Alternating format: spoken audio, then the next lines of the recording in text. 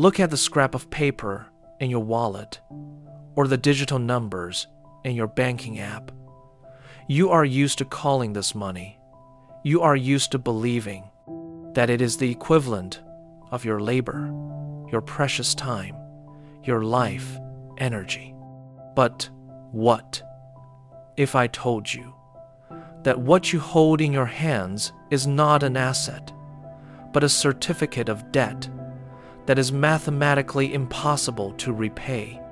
What if I proved to you that every hour of your hard work, every night you spend without sleep trying to secure your family's future, was mortgaged into a global system, even before you let out your first cry in the maternity ward? Today, we dive into the year 1913, the point where the true history of humanity was finally halted and a new synthetic reality was launched with surgical precision. This is not just a story about banks or taxes. It is a complete deconstruction of your life as an administrative unit. It is the story of how the sovereignty of a free man was replaced by a legal mask which you are forced to wear from birth until death. After this investigation, your perspective on every coin earned will change its focus forever. You will begin to notice the architecture of control, where before you saw only progress. You will begin to hear the deafening silence in the archives, where official science offers only dry dates and boring figures. But before we pull back this curtain, I want to ask you one provocative question. Do you know that the Federal Reserve System, despite its solid and governmental name, is as much a state institution as any private shipping company or a fast food chain? Write in the comments right now. Do you believe that your taxes truly go toward building roads and schools? Or perhaps they only endlessly service the interest on a debt created out of thin air 110 years ago? Your answers could be the start of a great discussion that the system has tried to suppress for decades, because the truth we are about to reveal threatens the very foundation of their power. Let's go back to a time when the world was completely different. Imagine that before 1913, the average citizen, a free farmer, a talented craftsman or worker, didn't even know what income tax was. He received the full 100% value of his labor. He didn't have to report to the state for every step he took, for every penny earned. His privacy was sacred, and his labor belonged only to him and his family. But somewhere in the shadows, in deep offices, the beneficiaries of chaos were already preparing a great reset of human destiny. It was an era when gold was the measure of truth and paper was merely a receipt. But the architecture of control needed something else. It needed a mechanism that would allow them to own people's time without taking them into physical slavery. It all began in 1910 on a remote, secluded island called Jekyll, where a group of the world's most influential bankers gathered under pseudonyms, like characters in a dark noir detective story. They arrived on a private train with tightly closed windows. They avoided the press. They avoided any publicity. Why? Because they were designing not just a central bank. They were designing a global system of financial enslavement. It was a synchronicity, striking in its cynicism and scale. During just 1 year. 1913, 3 key decisions were made that changed humanity forever and erased the remnants of the old world. First, the creation of the Federal Reserve System, a private corporation. It didn't granted the monopoly right to print money. Second, the 16th Amendment to the Constitution, which legalized income tax, a direct encroachment on the fruits of your labor. Third, mandatory birth registration, which began to be implemented worldwide during the same period.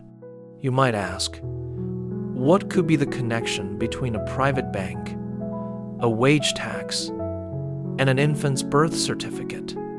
This is where the official explanation begins to crumble, and the true intent of the beneficiaries of chaos emerges. When a private bank creates money from nothing and lends it to the government at interest, a systemic debt arises that is mathematically impossible to repay. Because to pay the interest, you must print even more money, which creates even more debt. It is a closed circle, an infinite loop. But every loan requires collateral, real security. And the security in this grand game was not gold bars in vaults or natural resources. The security became you, your future labor, your life energy, your ability to produce value. This is where the pattern becomes truly disturbing. This is exactly why mandatory birth registration was needed. A birth certificate is not just a piece of paper confirming the fact of your arrival into the world. It is a financial document. It is a security that turns a living human being into a legal mask, into an administrative unit that can be appraised, insured, and pledged as debt to the central bank. You were monetized before you even learned to speak your first words. Every birth certificate, in its hidden essence, is evidence of the creation of a corporate trust in your name, where you, a living soul, become the guarantor and donor of the debt that the government takes from private individuals. But that's not even the strangest part. The strangest part is how elegantly the system hides this fundamental cognitive dissonance, we are told. That taxes are necessary for the functioning of a civilized society. But if the government can simply borrow an infinite amount of money from a private bank, why does it need to collect taxes from exhausted citizens at all? The answer, which you will never find in school textbooks, is that taxes are not a tool for filling the budget. They are a tool of control, and a method of forcibly siphoning your energy to service the interest on a debt that you personally never created. Tax is a mechanism that forces you to work within the system, to obtain the papers necessary to pay that very tax. It is a perfect architecture of control, where you build your own cage day after day. Stay with me, because now we will look behind the curtain of another dark date, 1933, another key point of the Great Reset, when gold was effectively confiscated from the population, and the dollar finally ceased to be the equivalent of real metal. The world fully transitioned to a system of fiat money, money that rests only on faith and on your obligation to work to exhaustion to obtain it.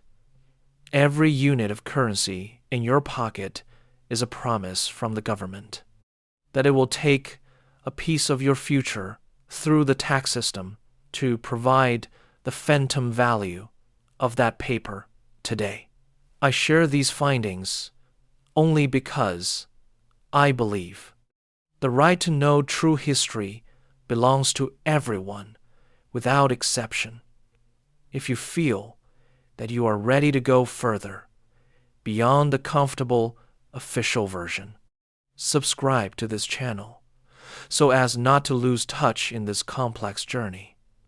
For we are only at the very beginning of the path to understanding how this world is actually arranged, and what other erased pages of our history await discovery in the deafening silence of the archives. Your voice in the comments and your support is what allows this truth to be heard. Look at the purchasing power you possess today and compare it with what your ancestors had 100 years ago. Why was it that for one gold coin, a person could buy more real goods and services than you can afford today with a whole stack of paper banknotes with many zeros? Where does this value actually go? It doesn't dissolve into the air for natural reasons. It is intentionally washed away through inflation, a hidden tax that the beneficiaries of chaos use to take the results of your labor without leaving their luxurious offices. Inflation is not a complex economic phenomenon, as TV experts try to convince us. It is a man-made anomaly created by the architecture of control for the constant redistribution of wealth from those who create it to those who control the printing press. When there is more money in the system than real goods, the value of each individual unit inevitably falls. And who receives this new, fresh money first, before prices have time to rise on store shelves? The same private banks, the same giant corporations, the same architects from Jekyll Island. They buy real assets, land, resources, real estate for fake pieces of paper, leaving you with only dust, devalued savings, and a sense of constant anxiety for tomorrow. This is the essence of inflationary robbery, which has become the norm of our lives. We live in a system where debt is the foundation. Imagine for a moment if tomorrow all the world's debt was somehow miraculously paid off. Money would simply cease to exist. Because in our system, money is debt. Without credit, there is no currency. Therefore, the system is vitally interested in ensuring that you are always, from your first breath to your last, owing someone, so that you always feel this invisible weight on your shoulders, so that you never have the chance to stop, rest, and think about the fact that something is fundamentally wrong with this world. Debt is the shackles of the 21st century, which require no barbed wire or guards. They hold on your fear of the future. That is why the legal mask, your name, written in capital letters in your passport, on your birth certificate, and on tax forms, is so important to the architecture of control. It is your identifier in their ledger. It is a mask through which they address your physical body, your intellectual energy, while completely ignoring your living essence and your will. They do not see you as a free human being. They see only a resource, a unit of security for their credit lines and government bonds. You are to them only a line in a report that must bring in steady income. This is where the pattern becomes truly alarming. Look at the synchronicity of the implementation of these systems in different countries, regardless of their culture or political structure. Look how quickly across the entire planet true backed money disappeared, and how instantly complex, tangled tax codes appeared, which are impossible to understand without an army of expensive lawyers and accountants. This is intentional and artificial complexity. It is a thick intellectual fog created to hide the simple truth from you. You are working for a system that de facto owns your identity by a contract to which you never gave your conscious and free consent. You were simply presented with a fact at the moment of your birth registration. Official science and history will condescendingly tell you that all of this is the inevitable path of progress, that central banks stabilize the global economy, that taxes provide social benefits for the weak. But look around. Have we, over these 110 years, truly become happier, freer, or more independent? Cognitive dissonance arises exactly when you compare the sweet promises of the system with the bitter reality of your daily survival, when you see prices rising and your efforts bringing less and less result. The silence in the archives regarding the true private owners of central banks is deafening.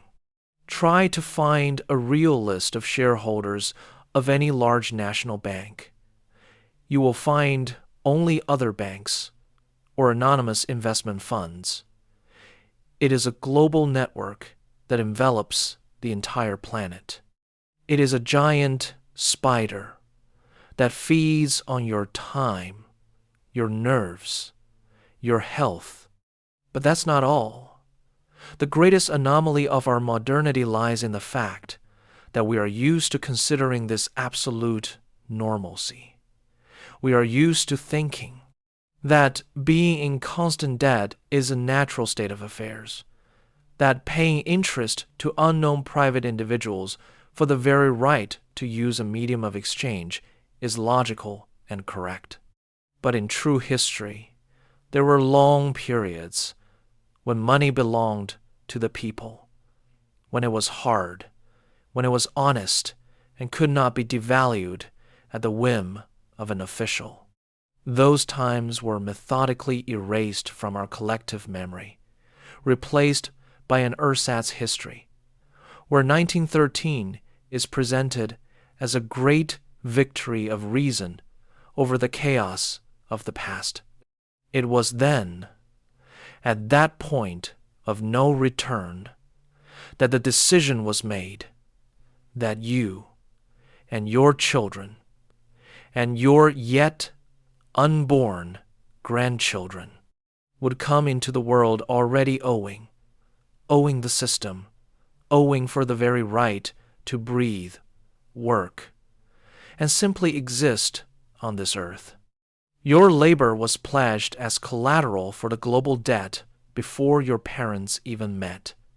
This is the true architecture of control, invisible, intangible. But it is stronger than any iron chains, because it holds your consciousness in the captivity of an illusion of freedom. Now, as you look at the world through the prism of this revealed knowledge, ask yourself, who are you truly in this vast system? Are you a free human being who fully owns the results of their labor, or are you merely a guarantor for an infinite credit line that you personally never opened? Where does your life energy actually go? When you pay another bank interest or another hidden tax through inflation, the beneficiaries of chaos count on this burden being so familiar to you that you simply stop noticing it. They count on you fighting each other for the meager crumbs. They cynically toss you from the master's table instead of raising your head and finally seeing who truly holds the keys to your financial cage. We live in an era of a great reset. But the true reset must happen not in bank accounts or government decrees, but in your own consciousness. When you finally cast off the legal mask, when you clearly understand the difference between a living human and an administrative unit, when you realize the true, sacred prize of your time, the architecture of control will begin to develop deep cracks.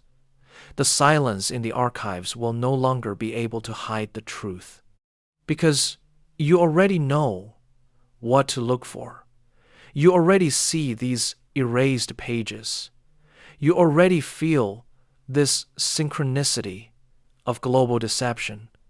And this realization is your only true weapon, your only hope for reclaiming true sovereignty. Return to your daily affairs today, but do so with entirely different thoughts.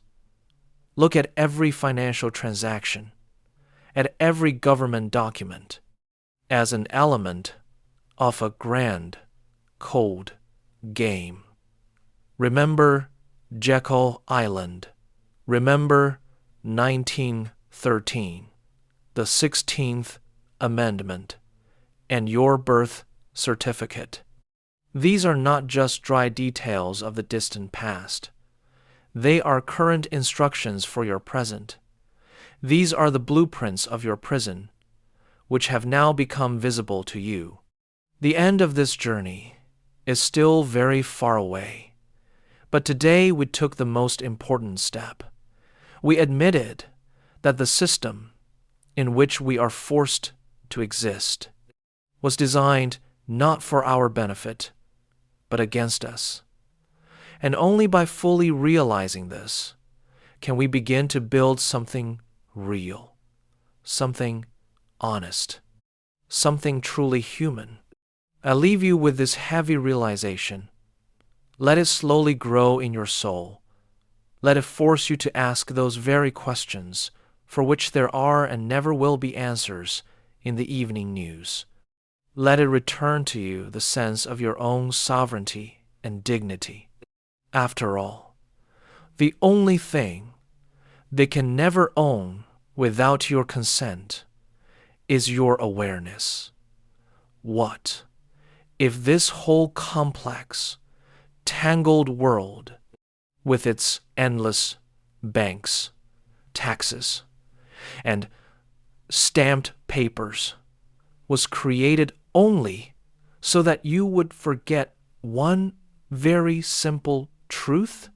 What if you actually owe no one anything and never did by nature?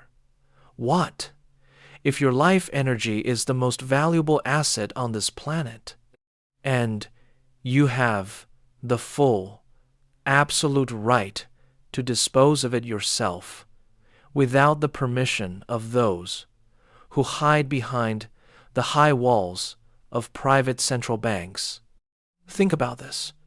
The next time you hear about another increase in the national debt or the need to tighten belts due to another crisis, perhaps it is time to reclaim your true history and your true freedom, renouncing the role of an administrative unit in favor of a real, living human being.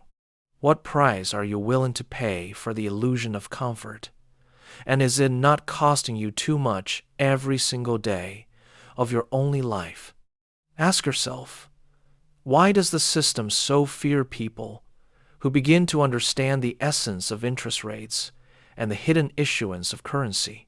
Why is any attempt to return to honest money suppressed with such brutality and synchronicity? The answer is obvious.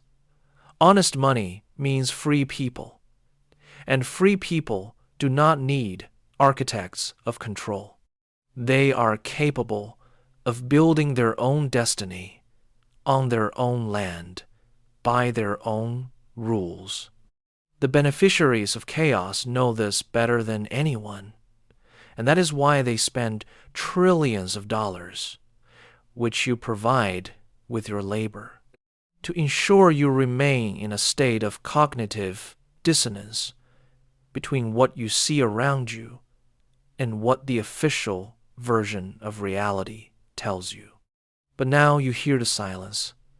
You see the gaps in the archives. You realize that 1913 was not the beginning of progress, but the beginning of a great siege of your personality. And in this siege, knowledge is your only fortress. We will continue this investigation. We will lift every erased page.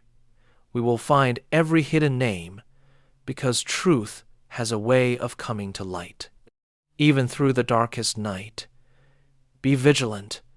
Look beyond the numbers, and never forget who you truly are beneath this legal mask imposed upon you. Your living essence is priceless, and it cannot be pledged as debt to any bank in the world as long as you do not believe in the deception yourself. Time to wake up. Time to reclaim the right to your own energy and your own time. Time to destroy the architecture of control in the most important place in your head. And then the outer walls will fall on their own. We are only beginning, and there are many more discoveries ahead that will make the system tremble at the sound of your awakening. Stay with us, for truth is what makes us human, real, alive, and finally free.